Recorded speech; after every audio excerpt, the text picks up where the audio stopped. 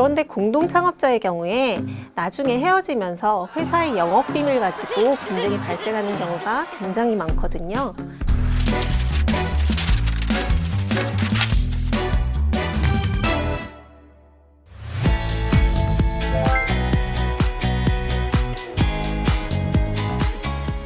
다음은 기본적인 안전장치 근로계약서에 대해 알아보도록 하겠습니다. 근로계약서를 안 쓰면 벌금 나요? 근로계약서를 안 쓰면요, 사장님이 500만 원 이하의 벌금에 처해질 수 있거든요. 여기서 벌금이라는 것은요, 형사처벌입니다.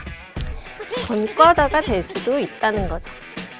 이렇게 직원을 고용한다는 것은 그때부터 그 사람의 인생뿐만 아니라 사장님 본인의 인생에도 아주 큰 영향을 미치게 된다는 거니까요. 큰 책임감을 가지고 신중하게 진행하시는 것이 맞겠습니다. 그래서 준비했는데요. 근로계약서를 작성할 때 꼭 알아야 될 필수 팁, 탑3를 알아보겠습니다. 임원은 근로계약서를 쓰지 않는다. 상법상 대표이사, 이사, 감사를 말하는 회사의 임원이나 경영진은 직원이 아니기 때문에 근로계약서를 쓰지는 않습니다. 주로 공동창업자가 회사의 임원이 되는데요. 그런데 공동창업자의 경우에 나중에 헤어지면서 회사의 영업비밀 가지고 분쟁이 발생하는 경우가 굉장히 많거든요. 그래서 이런 경우에는 임원 위촉 계약서를 꼭 써야 되고요. 그 안에 회사의 모든 영업비밀은 회사의 것이고 퇴사할 때 유출해서는 안 된다는 기밀 유지 조항을 넣거나 아니면 따로 비밀 유지 서약서를 쓰는 것을 꼭 권해드리고 싶습니다. 그런데 이런 내용을 임원 위촉 계약서뿐만 아니라 직원을 채용할 때 근로계약 안에도 넣어두시면 더 안전하겠죠. 아르바이트도 4대 보험을 들어야 한다.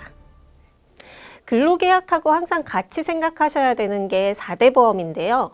흔히 아르바이트는 4대 보험을 안 들어도 된다라고 생각하시는 경우가 있는데 그렇지 않습니다. 4대 보험 각각마다 요건이 조금씩 다르긴 한데 산재보험은 모든 직원한테 그리고 나머지는 일주일에 15시간 이상 일하는 직원한테는 꼭 가입을 시켜줘야 된다고 생각하시면 되고요.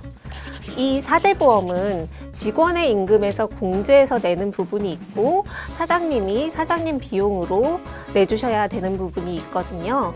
그래서 처음 사업을 하시는 대표님들께서는 이 사장님이 내주셔야 되는 부분을 계산을 안 하셔서 인건비를 생각보다 적게 예산을 잡으셨다가 나중에 곤란해 하시는 경우가 많아요.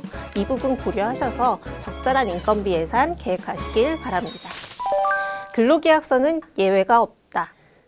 직원을 고용할 때 근로계약서는 정규직이든 비정규직이든 아르바이트든 수습이든 일용직이든 무조건 써야 됩니다. 예외는 없고요. 사업장 규모로도 1명을 고용하든 5명을 고용하든 무조건 써야 됩니다. 이때 프리랜서랑 같이 일할 때는 어떻게 해요? 라고 궁금해하실 수 있는데요. 우선 프리랜서랑 직원의 차이는 내 감독 아래에서 내가 시키는 일을 한다 그러면 내 직원이고 내가 감독하지 않고 본인이 자율적으로 내가 맡긴 일을 한다 그러면 프리랜서입니다. 그래서 프리랜서는 직원이 아니기 때문에 근로계약하고는 상관이 없고요. 프리랜서한테는 용역대금을 지급하는 용역계약서를 주로 쓰게 되는데 이때는 계약서 작성이 필수는 아닙니다. 근로계약서는 고용노동부 홈페이지에서 표준 근로계약서 사용하시면 편하게 작성하실 수 있습니다.